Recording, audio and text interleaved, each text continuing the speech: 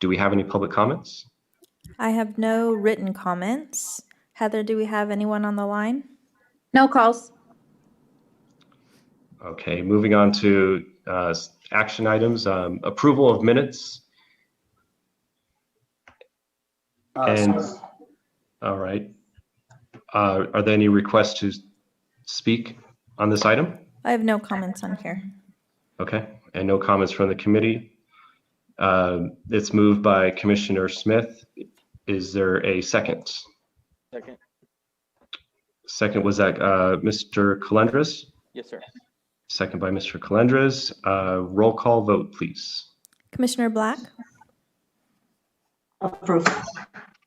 Yes. Commissioner Calendres? Yes. Commissioner Stevens? Yes. Commissioner St. Martin? Yes. Commissioner Smith? Yes.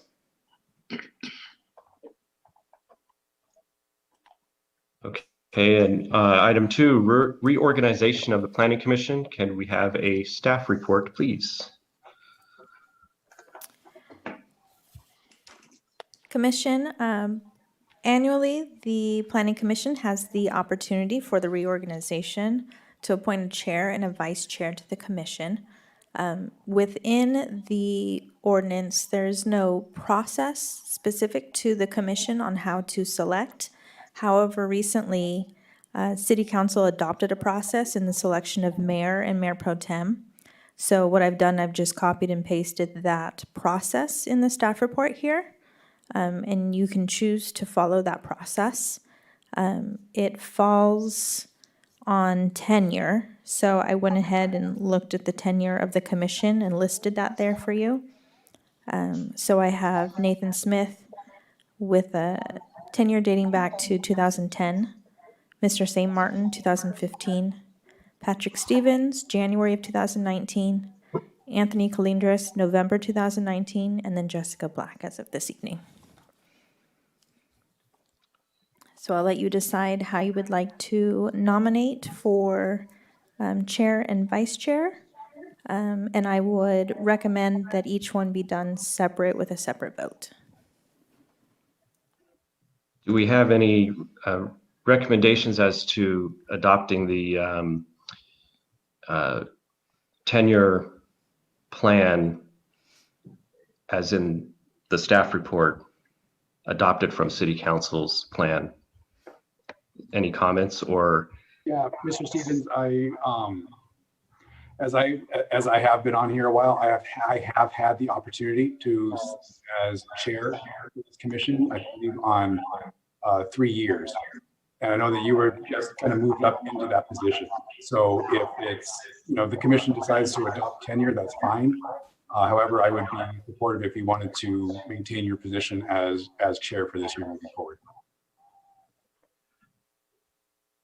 Is there any other comments from the commission? I am vice chair right now. I have not been nominated to chair, but is there any other comments on this plan or moving into a selection by majority? So I, as a new person coming in, believe that are following the process that the City Council is involved with for 2 reasons. One is transparency. For the community, they know exactly who's going to be the chair, who's going to be the vice chair every year. And it goes by seniority as opposed to what can often happen as a personality contest or something of that nature. So to me, that makes sense for the community. And secondly, I think that those who've been on the commission longest should have an excellent feel for exactly what's happening in the city and a variety of planning issues coming up. So for those 2 reasons, I would recommend that we go with the seniority driven. Okay, this is Commissioner St. Martin. I want to comment here. I started my commission back in 2005. I was on until 2011. And then I was off for 4 years and back on in 2015. I believe at the end of my current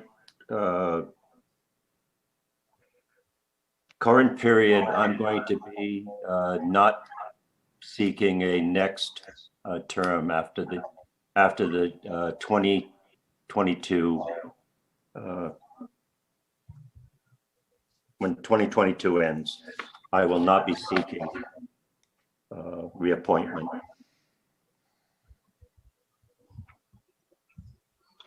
So thank you for that discussion. And is there any further comments on the city council plan?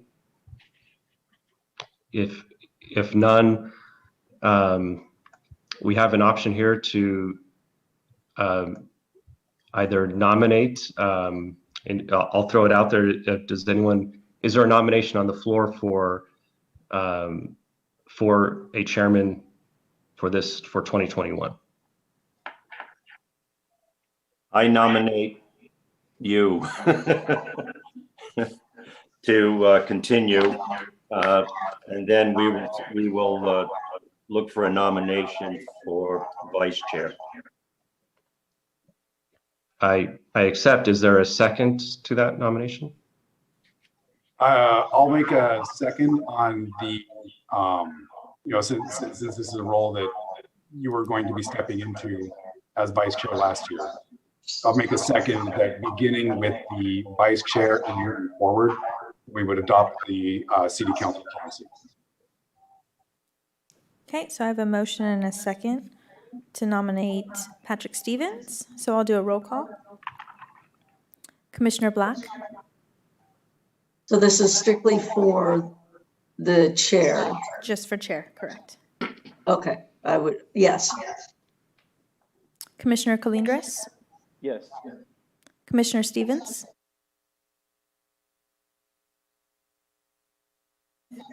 Yes. okay.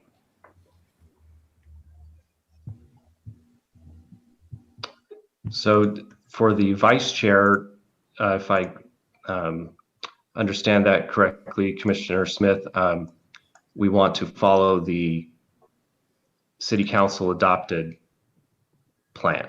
For points that were brought up by Commissioner Black, I do agree that for those items, it does make sense. And moving forward into future years, I think it would be a wise decision to mimic what they are doing. So yes, I would suggest that we follow that moving forward. So that would be then you for vice chair, correct? Based on seniority, yes. Okay. So do we need to do a roll call vote on that, Yes, please. city clerk? Yes. So technically, I will need a motion and a second for that. I'll move that we nominate Commissioner Smith following the city council adopted plan for vice chair. I'll second that. Can I just make sure that we're not just adopting that for this year, that it is an ongoing process now? I don't know if that has to be specified or not. So in order for it to be a policy moving forward that's binding, it would have to be part of either adopted resolution or ordinance, which is not something we can do this evening. But we Okay. can just state it as what, this is what the commission would like to do. And then at a future date, we can look at adopting something specific to the commission, if you'd like, at a future Okay. agenda date. And that's great. How do we make sure that that gets on the agenda at some point? We can add it as a future agenda item Okay. later on in the meeting, or you can, the chair can send an email to myself or to Christina. Yeah, I just don't want it to get lost, that's all. I want to make sure that we revisit. All right, I'll do roll call if you're ready. Commissioner, Yeah, we had a second to that, so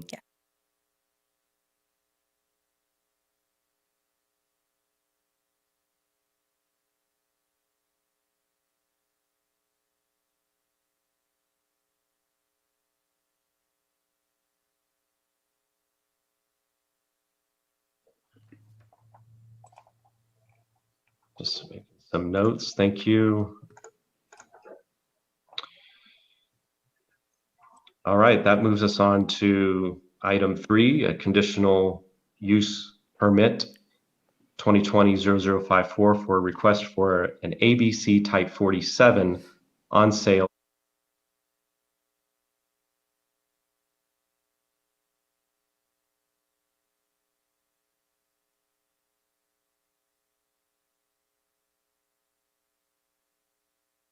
(1926057) in the San Gorgonio Village specific plan. And there's a staff report, please. Good evening, Chairman and Commissioners. Carol Kendrick, Planning Staff, presenting conditional use permit 2020-054 for the sale, on sale, beer, wine, and distilled spirits at the 2nd Street Cinema located on the northwest corner of Commerce Way and First Street. On December 10th, 2020, staff received an application for CUP for a project that is currently under construction for a cinema.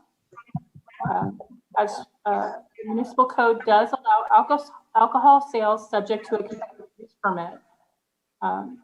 The property is zoned as the Gorgonio Village specific plan and has a general plan land use designation of general commercial. Surrounding properties have the same zoning and land use designation with the exception of the single family residential within this Seneca Springs specific plan that's located to the south. This project did provide a public notice that was placed in the press enterprise, and property owners within a 300-foot radius were notified of the public hearing. Staff has not received any comments to date.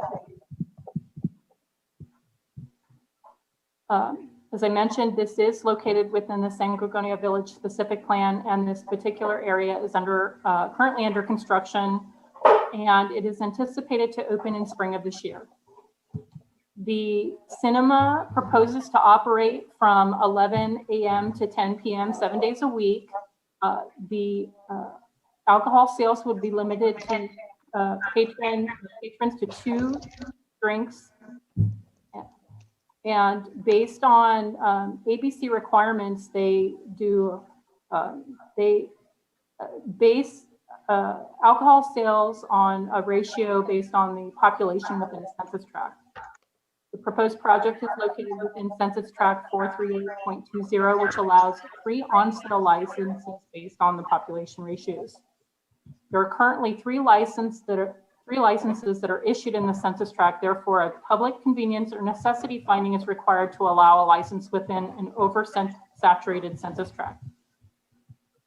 ABC also does have recommended separation requirements from sensitive uses that requires 600 feet. This use is at least 600 feet from schools, parks, and places of worship as detailed in the staff report. ABC also has a requirement for new retail licenses to be located at least 100 feet from any single family residence, unless they can determine that the use would not interfere with the residents' enjoyment of their property. The subject site is located at least 150 feet from any existing residences in the Seneca Springs development, and it also has First Street that acts as a natural buffer.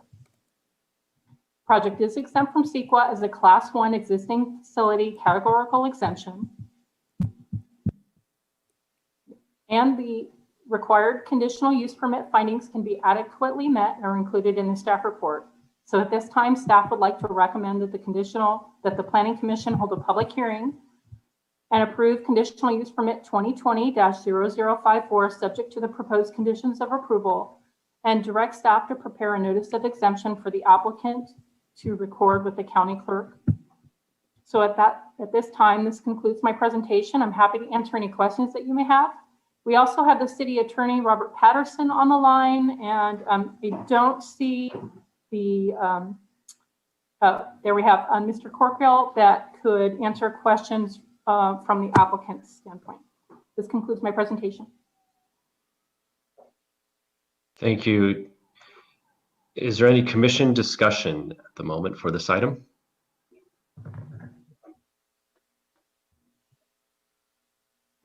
No questions from me. No question.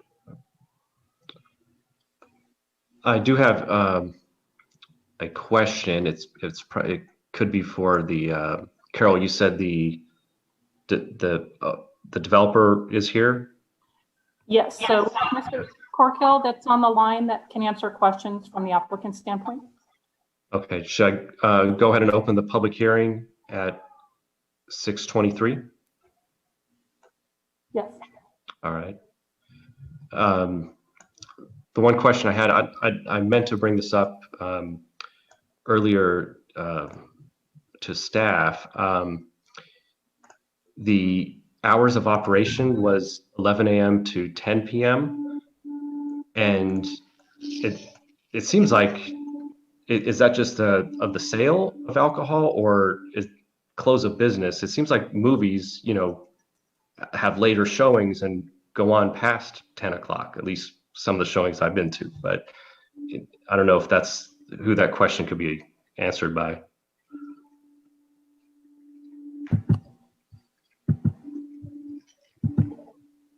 Can the applicant speak? Go ahead, Mr. Corkill. Thank you.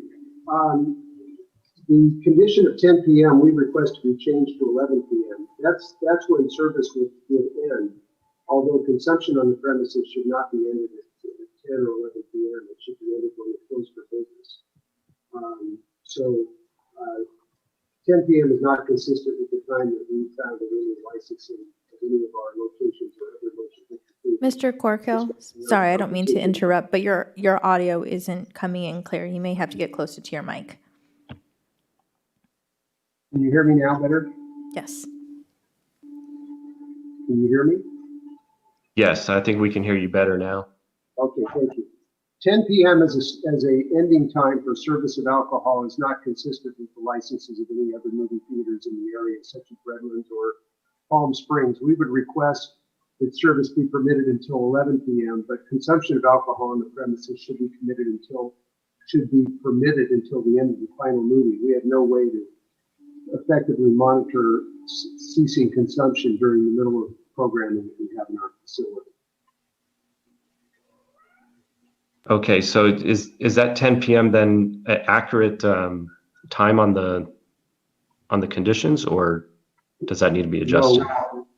No, we request that be adjusted to 11 p.m. and that there not be a stipulation as to when alcohol could no longer be consumed on premises, because ABC's rules limit that consumption hour by law. Chairman Stevens, we can modify condition 12 to reflect the 11 p.m. sales and have it more catered to not the operation of the use, but the sales of alcohol, if that clarifies that. Thank you. We had one other comment too as to the condition that's in the staff report. Can I speak to that? Can I speak to that? Yeah, I think so. The police department submitted a requirement that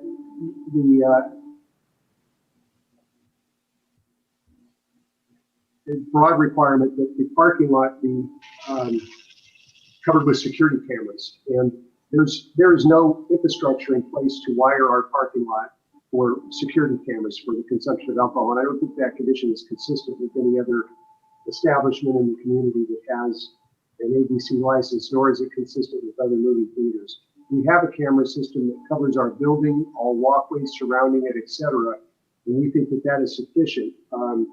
It's overburdensome for us to put a camera system in now that the facility's been constructed and the on-site improvements have been constructed as well. Commissioner Stevens, if I can speak to that. These are standard conditions that are coming from the police department regarding any alcohol sales. But if it provides a level of comfort to the commission and the applicant, we can add language or subject to approval by the police chief. So that way the applicant can make his case regarding this proposed use and to determine if that's actually necessary for this particular project. In regards to the security cameras? Yes, and that would be condition number 29. I'm sorry, my signal froze when you started and stopped your what you said. Could you briefly repeat that, please? I proposed adding language on the end of the condition or as approved by the chief of police. So that way you would have some flexibility in working with the police department to determine what would be appropriate for this particular site. Thank you. I have a question. So, Yes, Commissioner Calendris. so as far as 2 drinks, is that per movie or per, how are we doing this as far as how many drinks are going out to inside the movie theaters? This is per transaction. And it's the standard language that ABC has in licenses for motion picture theaters in California that are licensed with a 47 or 41 license. As far as how I guess, how are you guys going to be monitoring? So let's say if, hypothetically, I could buy 6 drinks. Am I going to be consuming those 6 drinks?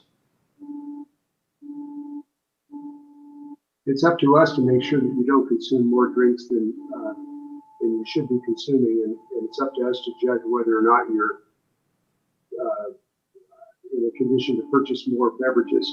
The two drink minimum, the 2 drink maximum is really designed for one person who's purchasing 2 drinks and you have a guest with you. So if you purchase 2 drinks, you wouldn't want to run 2 transactions at the same seat. And it's also designed so that that person can carry 2 drinks back to the seat and consume them in the seat that they're assigned to sit in. So that's the idea behind the rule. I sat with the deputy commissioner in Sacramento when that rule was drafted, and it's pretty consistent that they felt the approach was safe to serve alcohol in that manner. My question is just as for like underage drinking, and what are we like? I know that when it's going to get busy at premieres or Friday night in the evenings, it gets busier. Do you have, I guess, staff in place monitoring in those times?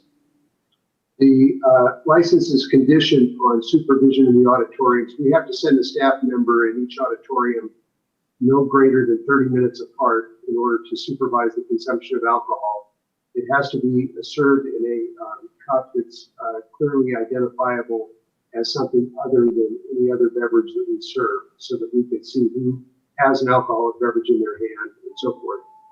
We have not that these are conditions of the license or conditions of the use permit, but we also have cameras that we are installing that permit us to see the activity in the auditorium remotely. And sometimes at different times, depending on the capacity of the auditorium, we may use wristbands. And we have effectively used all kinds of different things throughout our group of theaters to supervise and make sure that underage alcohol consumption doesn't occur. But also note that in the state of California, there hasn't been a prosecution for underage consumption of alcohol in a motion picture theater. It's not the environment that people, these violations occur. It hasn't happened, and there are hundreds of movie theaters in California that have been licensed identically with these conditions over the last 7 years. Okay, no more questions. All right, thank you. Is there any request to speak on this matter from the public or anyone in the audience on the phone? I have no comments. Heather, do we have anyone on the line? No, no calls. All right, at this time, if there's no further discussion from the commission or the public, I'd like to ask for a motion. We do have to close the public hearing officially with the timestamp. Sorry, thank you. Close the public hearing at 6:32. Thank you. Now we can ask for a motion. I will move to approve. What's the case number on that? Scroll back up here. CUP 2020-0054 with the conditions as discussed that would limit the sale of alcohol till 11 p.m. As well as to modify condition of approval number 29 to read to the satisfaction of the police chief. Thank you, Commissioner Smith. Is there a second?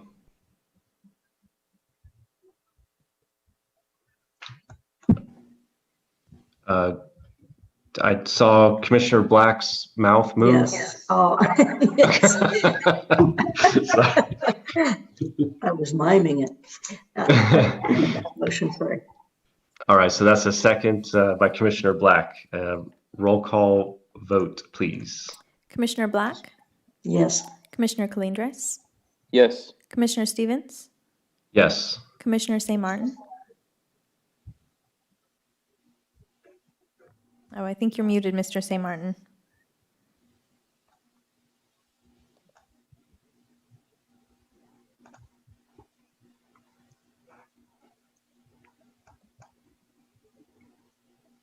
Commissioner St. Martin, is your mic muted? There we go. There it Can you is. hear me?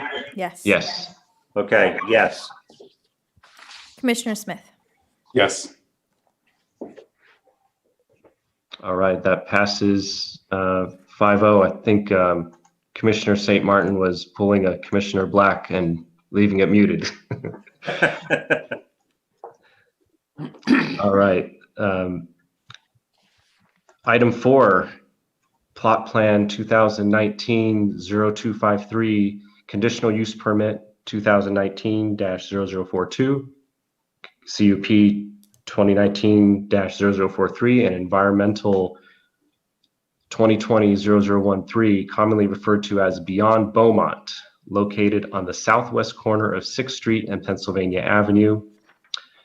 APN number 418-122-028 in the 6th Street overlay with a base zone of commercial general. Can we have a staff report, please? Good evening, Chairman and Commissioners. Carol Kendrick, Planning Staff. Staff received an application for a plot plan and 2 conditional use permits for a proposed gas station, convenience store with alcohol sales, and a drive-through car wash that was submitted to the city on December 4th, 2019. This application was submitted by an applicant and is not city sponsored. The municipal code does allow gas stations, convenience stores with alcohol sales, and drive-through car washes within the commercial general zone within the 6th Street overlay, subject to a conditional use permit. The property is zoned commercial general and is located within the 6th Street overlay. And when the staff was processing the application, it was the general plan land use designation was general commercial. Based on the new general plan and zoning code update, the new general plan zoning would be 6th Street mixed use with a general plan designation of downtown mixed use. The proposed uses are conforming with the new code. However, due to the age of the application and the processing of it, we are referencing the previous zoning designations. We did provide a public notice in the press enterprise and notified property owners within a 300-foot radius of a public hearing that was scheduled for December 8th, 2020. At that meeting, we continued the item to tonight's date without any discussion. However, staff has not received any phone calls or written comments from the public regarding this project. The site is approximately 1.39 acres and is currently vacant with the exception of a 40-foot parking field and drive aisle that was constructed for the auto zone that's located to the west. 6th Street has existing curb and gutter, and Pennsylvania currently has no street improvements. No sidewalks currently exist on the site. The project does include a 5,185 square foot convenience store with beer, wine, and distilled spirit sales. It also includes an attached drive-through car wash that is 1,404 square feet. And they are proposing a gasoline service station with 8 pumps, with 16 fueling positions, and a 4,310 foot square, 10 foot square foot canopy. The project will be constructed in one phase and will relocate the existing AutoZone trash enclosure onto the AutoZone property, as well as relocate some parking spaces to improve circulation between the existing AutoZone and the proposed use. The project is proposing a modern style of architecture with varied roof lines and building planes on all elevations. Maximum building height for the project is 27 feet. However, they do have a trademark beyond a pin that is part of the architecture, which is 29 feet. The project as proposed and the existing AutoZone require a total of 63 parking spaces. The applicant is proposing 67 parking spaces, not including the 16 fueling spaces that are provided under the canopy. The proposed use will also utilize the existing AutoZone driveway located on the subject property and is proposing a new driveway on Pennsylvania Avenue. Both driveways will be limited to right in, right out turning movements only. The attached car wash does provide queuing for 10 vehicles, which exceeds the minimum standard for stacking of 8 cars as required by the municipal code. The gas station and convenience store are proposing a 24-hour operation. However, the car wash will have limited hours of operation between 7 a.m. to 8 p.m. The property is located in Census Tract 440, and that allows 1 off-sale license based on the population ratios. There are currently 10 off-sale licenses in this census tract that are listed on page 11 of the staff report in the agenda packet and attachment H to the staff report. Therefore, ABC will require a public convenience and necessity determination for the proposed Type 21 off-sale license for beer, wine, and distilled spirits. ABC does look at the proximity of sensitive receptors that include schools, parks, and places of worship, and does require a separation of 600 feet. The project is located in excess of 600 feet from all sensitive receptors, as detailed in the staff report. The applicant has also provided a letter that demonstrates the justification for the public convenience and necessity, which is attachment G to your staff report. Due to the scope of the project, a draft initial study and mitigated negative declaration was prepared and circulated for a 30-day public review period from November 2nd, 2020 to December 2nd, 2020. No formal agency comments or public comments were received during or after the comment period. So based on the municipal code, it does allow the Planning Commission the ability to grant and deny plot plan and conditional use permit applications for projects and to impose reasonable conditions upon granting such permits. So at this time, staff would like to recommend that the Planning Commission open the public hearing and that the Planning Commission adopt a mitigated negative declaration and mitigation and monitoring and reporting program and approve plot plan 2019-0253, conditional use permits 2019-0042 and 2019-0043, subject to the attached conditions of approval. This concludes my presentation. We do have the City Attorney Robert Patterson, as well as the Beyond Beaumont team here to answer any questions you may have. It does include the project applicant, the traffic consultant, and the environmental consultant for any questions you may have. This concludes my presentation.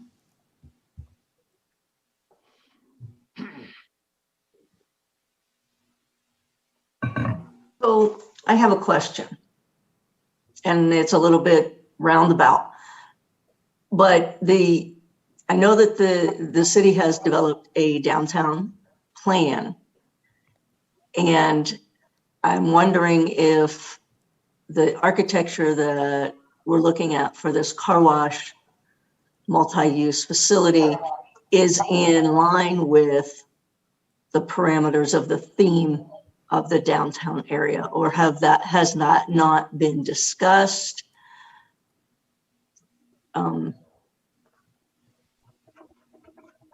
So the general plan has downtown designations, and we do have a section in the new updated zoning code on the downtown, but it doesn't establish architectural design guidelines for the downtown. So the project as proposed is consistent with the previous zoning and then the current zoning requirements. Okay. So we need to look at it. This is going to be one of the primary buildings that people see as they come in. And my goal is, and I think the city goal is to, when somebody drives through the town, they say, oh, wow, that was Beaumont. Because there is a theme, there's an experience going all the way through. Not, oh, here's this store. Oh, yeah, that's some cool stores, and up and down.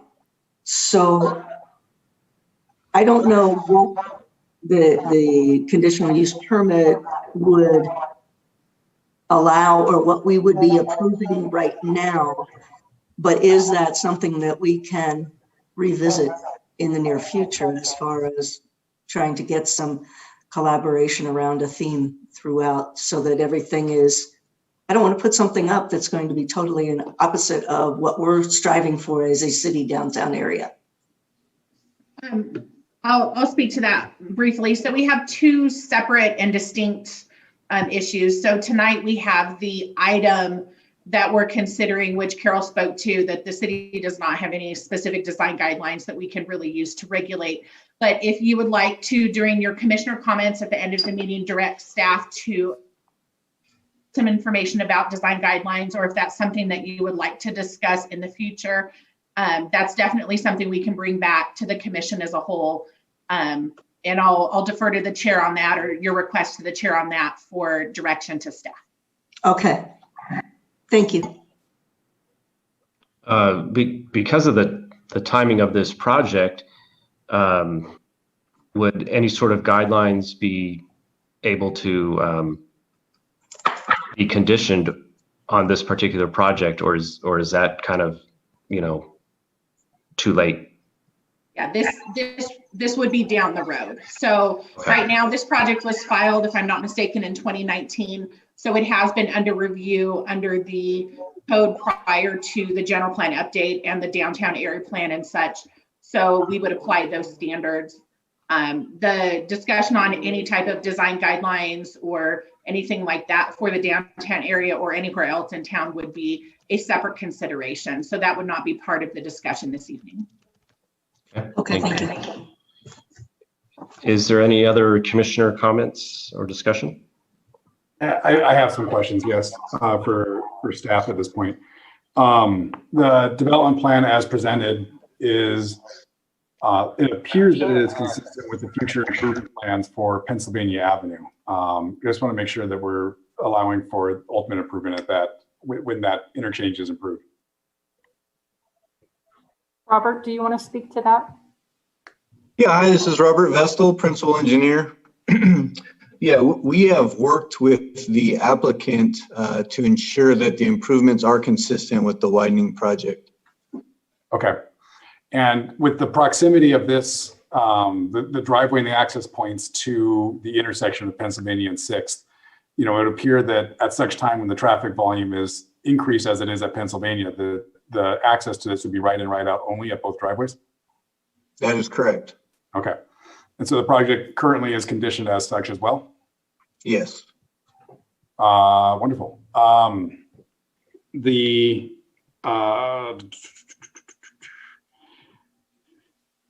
Okay.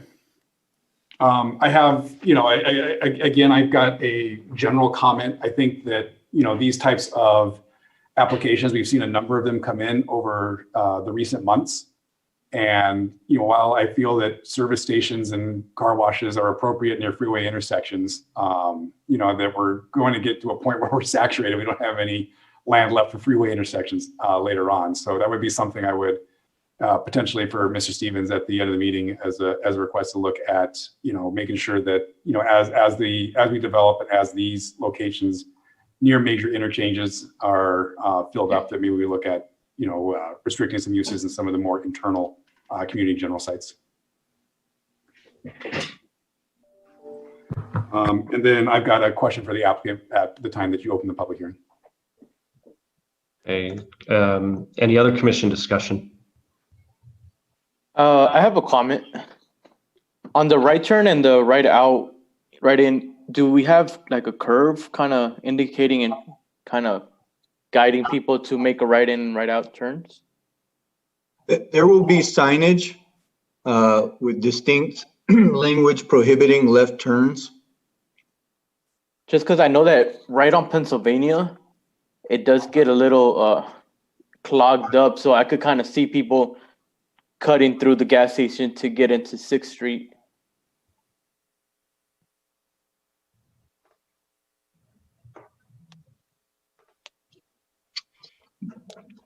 Yeah, I think that that's a possibility.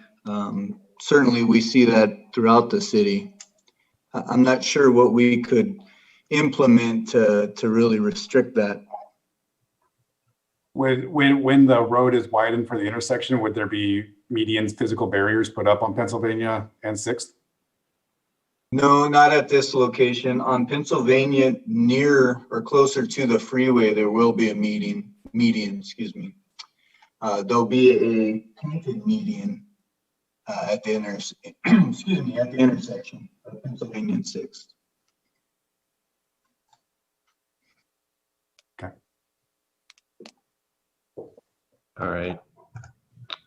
I have, I guess, one question, probably to the developer. This is going to be a 76 station, correct? I believe that's correct. Okay. Yes, I'm sorry about that. Good evening, commissioners. Michael Ramirez on behalf of Beyond Foods. Thank you for your time. Happy New Year. And yes, at this time, it's branded as a 76 station, correct? Okay, and we have a 76 station off of, Beyond Foods. Thank you for your time. Happy New Year. And yes, at this time, it's branded as a 76 station. We're correct? getting an echo from someone. If somebody has YouTube on, if you could mute the YouTube because it's getting we're getting Well, a great. double effect. We heard that twice, so that's good. From someone. If somebody has YouTube on, if you could mute the YouTube because it's getting Okay, I Okay, fixed looks it. like, thank you for muting that individual for now. So it is a 76, and so I guess my question or comment is we have a 76 off of Beaumont Ave. This is another 76 station. I don't know if that makes sense. Is this the same owner? Yeah, are we going to get rid of that 76 and move it, or? The 76 branding is part of an agreement between different gas station operators. We do not own another station in your city. So our agreement with 76 is also based on a number of other locations that we're building with the Beyond Food franchising. We've got new stores over in Moreno Valley, Corona dos Lagos, 3 up in Rialto. We're looking at Rancho Mirage and multiple sites in Riverside County. So you'll be able to see the Beyond Food branding along with the 76 gas station fuel branding as well. So that's part of a long-term agreement that we have with 76. As to other locations in the area, 76 has their distribution agreements with the different operators, and they operate them just as if you would another gas station. So we can't really speak to their distribution of having another station, within 2 miles, something to that effect. But again, ours is locked in with our branding as Beyond Foods. Thank you for that. If there's no further commissioner discussion. I have another question for the applicant. Yeah, sure. Regarding the architecture, I do appreciate the design with relief on all 4 sides. The one thing that kind of gets me is the Sims point, I'll call it. And I get that that's part of what the branding is, but if the branding were to change at some point, is that feature, it appears to be an embellishment to the building and not part of the actual structure and architecture. I was just looking to see if you could confirm that to be correct. Beyond Foods is now a franchisor franchisee type of entity. And so that logo, that blue diamond is what you're referring to, is part of the overall franchising branding. And so at this time, no, we would have to remove the entire Beyond Franchising off of the building, off of the operation in order for that pin to come off. So again, this is a new type of branding group that's coming out of the fuel pump industry, and they've been around for like 30, 40 years. And this is something we're starting and getting started. And as I mentioned, we literally have about 25 locations that are going to be popping up throughout Riverside County. So we're at the start of our cycle and not at the end. And we will not be removing that pin anytime soon, as long as we're operating these facilities. And that's just my thing. I want to point out one of the most beautiful parts about this. At night, that item's going to be lit. So you're going to see a beautiful hue coming off of that pin. And it's not going to blind anybody. It's not going to cause any lighting situation, but it's actually going to be a very nice looking feature for the building in the evening. I will highlight that as it goes through plan check, it will have to be compliant with the city's dark sky ordinance. So I know that's important to the commission and council as well. So I thought I would make sure and point that out. We do look at that when it comes through plan check before installation. And we can totally appreciate that, and we can control the brightness of that feature. So that we're looking forward to getting that instruction and moving forward with that design. Okay. Yeah, I was saying from their elevations, it appears that it's a architectural embellishment to the building. And I understand it from a branding perspective that, that's kind of what you're going for. So,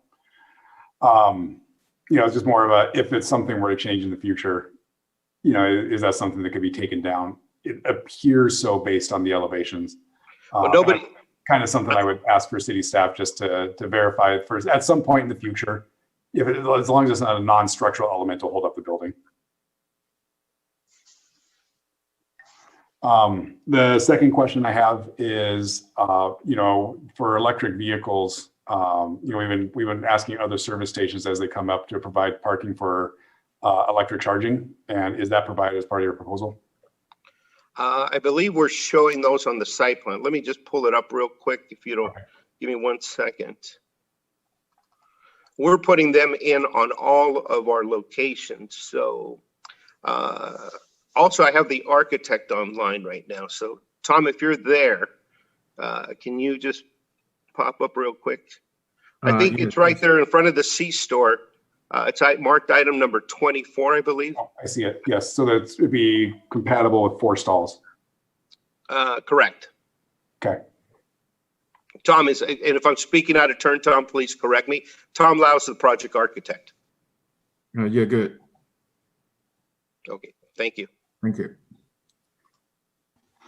And while we're on the alternative fuels, do you plan on having diesel at these pumps or a few diesel as well? I don't. Yeah, I believe most of our facilities do have at least one diesel pump. So at some point, once we get past this approval stage, we'll start working with the AQMD to figure out what we're going to be allowed to pump there in volumes as well. Right. Any other commissioner discussion, comments? I have one more. Of course, yes. Just because we are right in, right out, I would encourage, for part of the signage on here that maybe part of it is right turn only, but to direct people to Massachusetts, to be able, as the exit point to access 6th Street if they're looking to make a left turn. If there's a way to include that as part of on-site signage. I don't think anybody's going to be able to make a left turn there. There will be signs that say right turn only when you're exiting onto 6th Street. Same thing on Pennsylvania. If they try to make a left, we all know how dangerous that is, but at the same time, I'm not sure. We'll be more than happy to put signage if that's what you want us to do. But at the end of the day, I'm not, we're trying to have people turn in from the, into the auto zone and into the facility. So, it's usually pretty tough trying to make a left-hand turn when it's right in, right out only. I agree. I just saw, I was at AutoZone last week and saw a near miss with someone coming out making a left turn out of there. So, you know, it's fresh in my mind. Okay, well, again, we'll be more than happy to put up the signage, and I think at some point, little motorcycle enforcement, and I think everybody will get the message. So yeah, I would leave that to staff satisfaction. All right, now that is all that I have. Thank you. Well, now's the time and place for the question, so thank you. All right. If there's no further commissioner discussion, we can open up the public hearing at 6:58 p.m. Are there any requests to speak? I have no written comments. Heather, do we have anyone on the line? No calls. Okay, we can close the public hearing at 6:59. And I can ask for a motion now for this plot plan. Anyone want to move approval? Move to approve. Okay, we have a motion. And do we have a second? I second. Second by Mr. Calendres. Roll call vote, please. Okay, and just for the record, I'm just going to read what the recommended Yes. motion is, just for confirmation. To adopt mitigated negative declaration and mitigation monitoring and reporting program and approve plot plan PP 2019-0253 conditional use permit CUP 2019-0042 and conditional use permit CUP 2019-0043, subject to the attached conditions of approval, and direct staff to prepare a notice of determination for the applicant to file with the Riverside County Recorder. If both of you could just confirm that before I do roll call. Yes, I confirm my motion. Thank you. Yes, I confirm my second. Thank you. Okay, and I'll do roll call. Commissioner Black?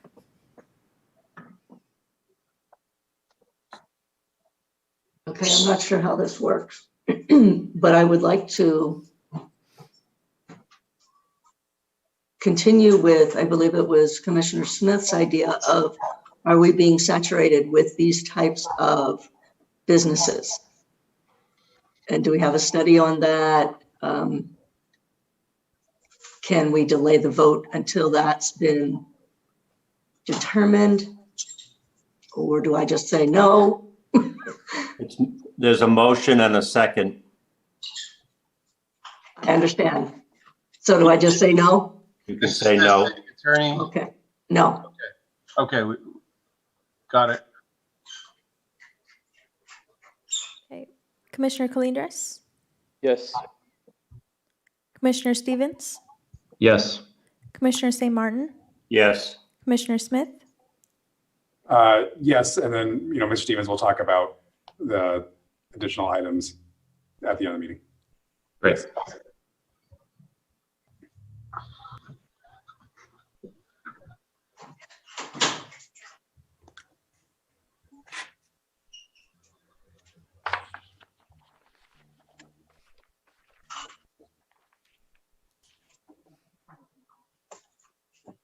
Thank you. Making some notes. So that passes 4 yes, 1 no.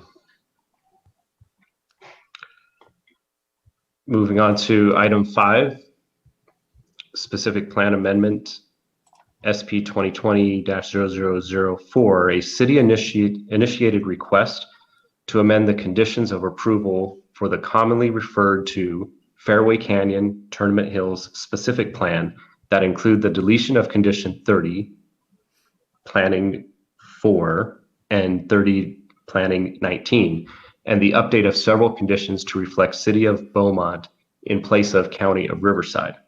Staff report, please. Good evening, Commissioners. Carol Kendrick, Planning Staff. So the Oak Valley specific plan is SP 318, and it encompasses approximately 1,750 500 acres that allows for 4,355 dwelling units. The project was originally adopted in the county of Riverside in 2001. However, the property was annexed into the city on April 9th of 2003. The Oak Valley specific plan includes the developments that are commonly referred to as Fairway Canyon and Tournament Hills. The Oak Valley specific plan consists of ordinance related to zoning and conditions of approval and the actual specific plan document. Based on a recent review of the document, staff identified a condition of approval that placed a duration of the validity of the specific plan, and that condition reads as follows. Prior to the approval of any implementing specific plan, the following conditions shall be placed on the implementing project. The specific plan that the project is part of shall have a lifespan of 20 years from the date of adoption of the resolution adopting the specific plan. Should the specific plan not be substantially built out in that period of time, the project proponent shall file a specific plan amendment to be processed concurrently with the implementing proposal. For the purposes of this condition, substantial build out shall be defined as the issuance of the 3,484th building permit. The specific plan amendment will update the entire specific plan document related to the current development standards. So typically a specific plan, it is a zoning document, and they are, for most intents and purposes, they are established in perpetuity. They establish development standards for future development and for provide consistency for property owners when they're looking to add on to the property. Staff is recommending that the deletion of that condition be removed for several reasons. Like I said, typically zoning documents do not expire. If the specific plan is allowed to expire, it does revert to previous zoning. And the concerns that we have with it reverting to previous zoning is because the project was originally approved in the county and the city did not have zoning. Also, the city's zoning code does not provide development standards that would be consistent with the development that is currently out on site for all the existing homeowners. Therefore, it would render, have the potential to render many properties non-conforming.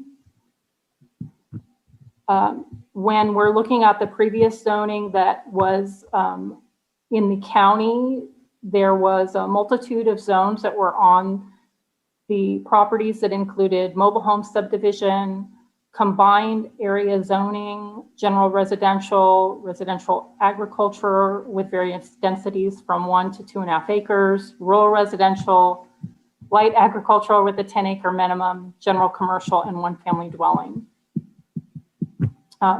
The City of Beaumont zoning map currently designates the property as specific plan, which is included as attachment C to your staff report.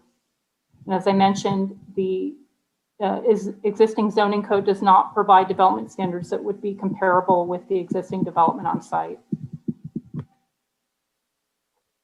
Therefore, staff is recommending that that condition 30.planning4 be deleted. In addition, the project has existing development out there. The Fairway Canyon portion of the property currently has 1,654 single-family homes built. And the Tournament Hills actually has 1,094 dwelling units that are constructed, which is an update from page 3 of your staff report, which staff previously recorded it in 366. They do have 268 homes left to build in the Tournament Hills, but based on the projections from both master developers, it's unlikely that they will build out the project as it was approved due to changes over the past 2 decades. Staff is also recommending the deletion of condition 30, planning 19, which has been satisfied. It basically just said that all the projects needed to be approved, which included the specific plan, the zone change, the environmental impact report, which that has all occurred. So that's just a cleanup item. And then when the project was annexed by the city, it was approved with the county documents. So all the conditions have references to the County of Riverside, to City County Council, and then county departments. So staff did go and update all of those references to make sure that they include the City of Beaumont, the city attorney, and the City of Beaumont city departments. Those conditions are redlined and are attached as attachment A to your staff report. We did provide a notification of the public hearing, which was advertised on January 1st, 2021 in the Press Enterprise with a 8th-page ad, which is included as attachment E to your staff report. This is consistent with section 65091A4 that states when the number of owners is greater than 1,000, a local agency in lieu of mail or delivered notice may provide a notice by placing a display advertisement of at least 1/8 page in at least one newspaper of general circulation within the local agency in which the proceeding is conducted at least 10 days prior to the hearing. At the time of the preparation of the staff report, planning has not received any letters or emails regarding public comments in favor or opposition to the project.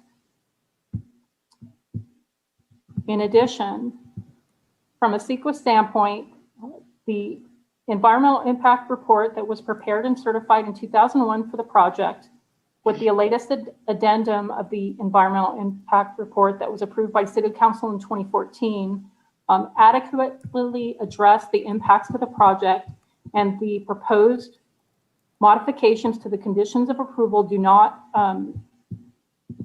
identify any additional impacts that were not previously analyzed.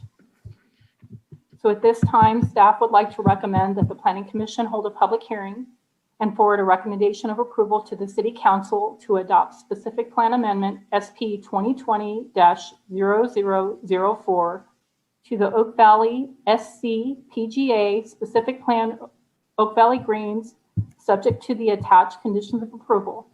This concludes my presentation, and I'm happy to answer any questions you may have.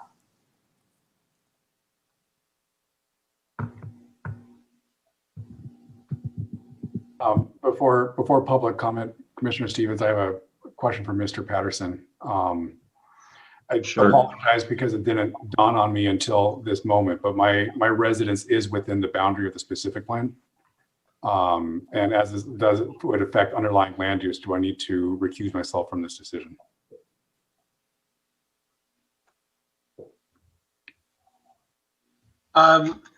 Yes, you probably must. Okay. It's possible, there is, so your real property may be affected by this action under the Political Reform Act that probably constitutes a conflict of interest. Thank you for pointing it out. And, it's possible that you might fall under an exception such as the public generally exception. But just given the amount of time that we have to analyze this, I think the prudent thing for you to do, Commissioner, is to announce, as you did, that you have a conflict of interest and then recuse yourself. That ordinarily means leaving the room.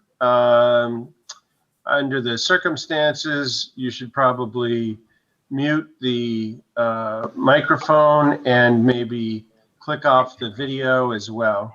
Actually, I have the ability to. So staff, my apologies, Commissioner, my apologies for not putting 2 and 2 together prior to the staff report. I wanted to interject before there's any discussion. With that, I am, as a potential conflict, I will recuse myself from this item of the hearing. Thank you. And actually what I'll do, Commissioner Smith, is I have the ability to put you in a waiting room. That way I can move you in and then pull you back. Oh, that's perfect. Thank you. So I'll do that. Throw them in the waiting room. Thank you.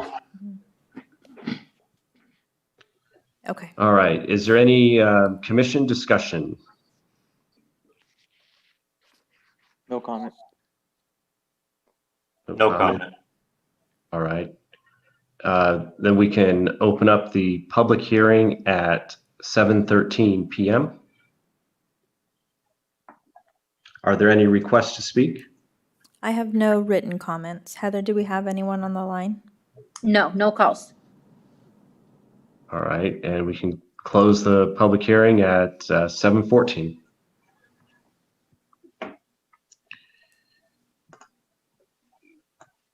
I can ask for a motion right now. I don't think there's any more questions or discussions at this time, so ask for a motion for a specific plan amendment 2020-004, city initiated request to amend the conditions of approval for the commonly referred to Fairway Canyon Tournament Hills specific plan that include the deletion of condition 30 planning 4 and 30 planning 19 and the update of several conditions to reflect city of Beaumont in place of the county of Riverside. Motion. I move to approve.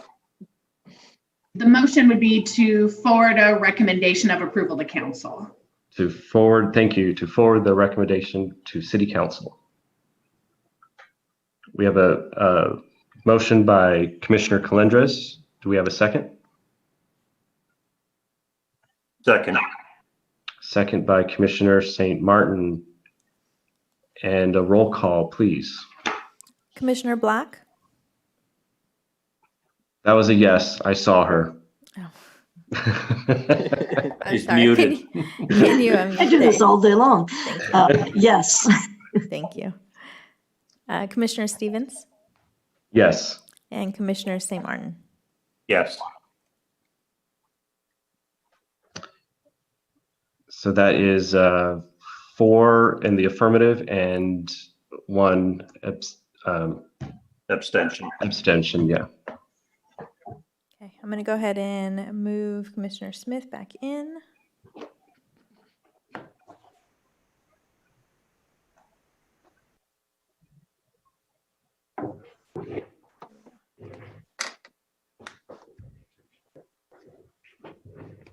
That was fast.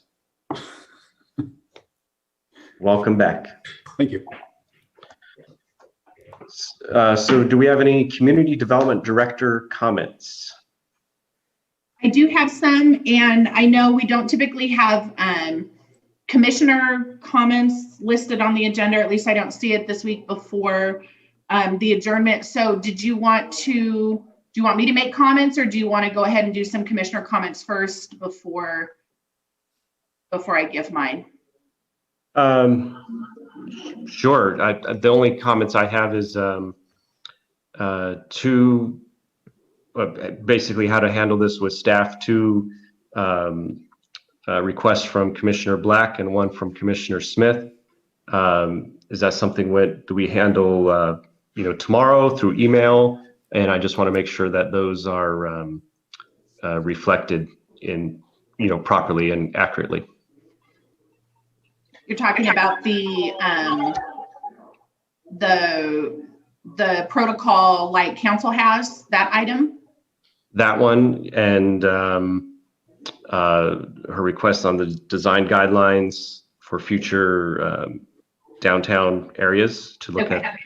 And then so for the protocol for the nomination and the order in which that goes, I'll defer to Nicole on, she handled that with council, so I'm sure she'll be handling that as well with commission for putting that on an agenda.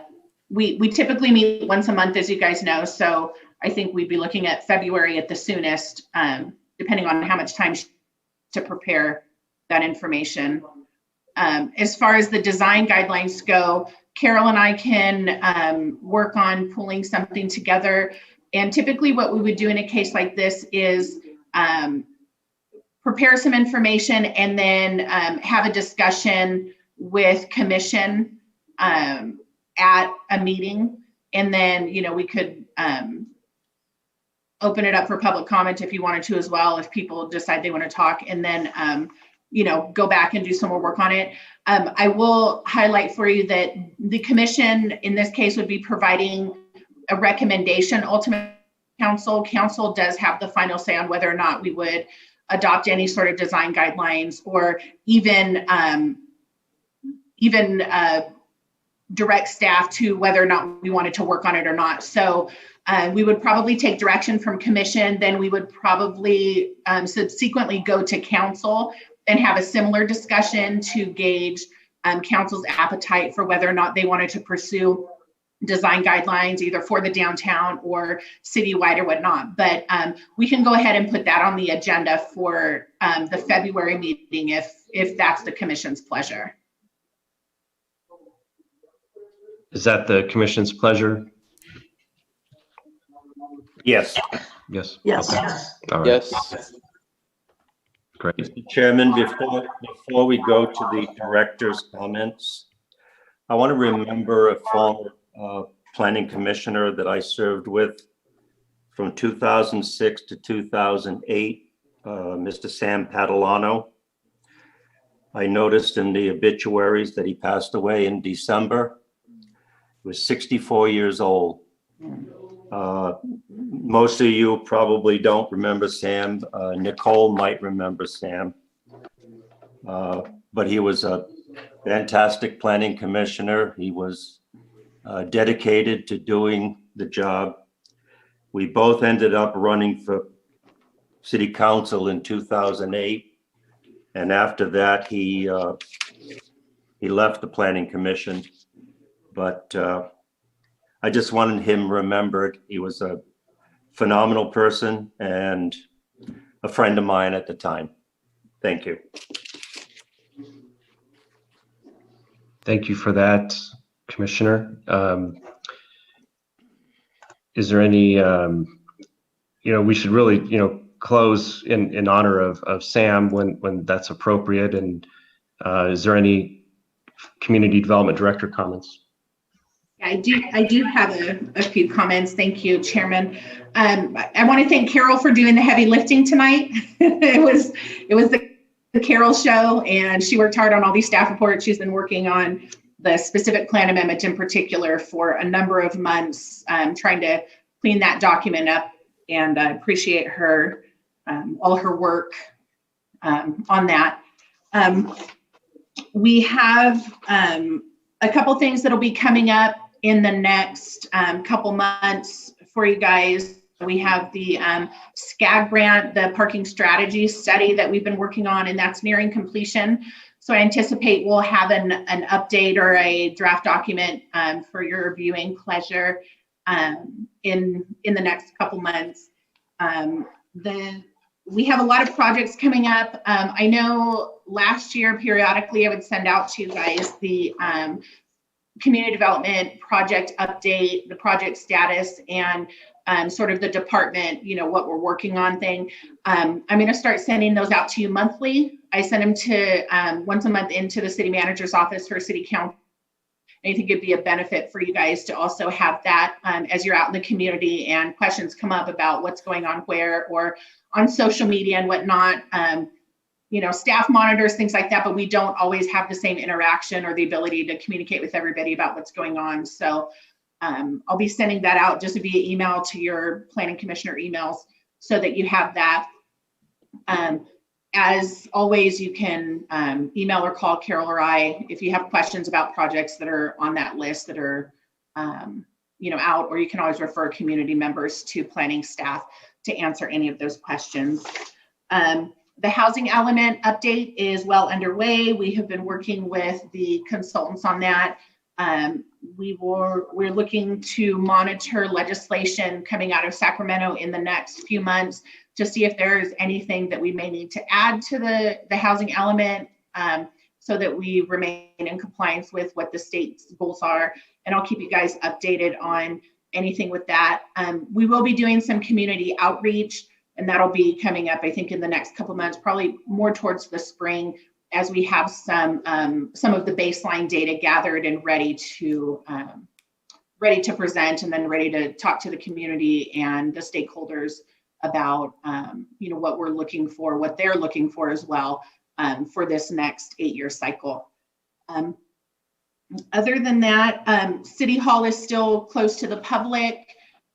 We are all working remotely. Meetings, as you are experiencing right now, are virtual. So if public has any questions about how they can get in contact with any staff or how they can participate in meetings, feel free to refer them to our office, and we can connect them with anybody or any department that they might need if they have questions about anything like that.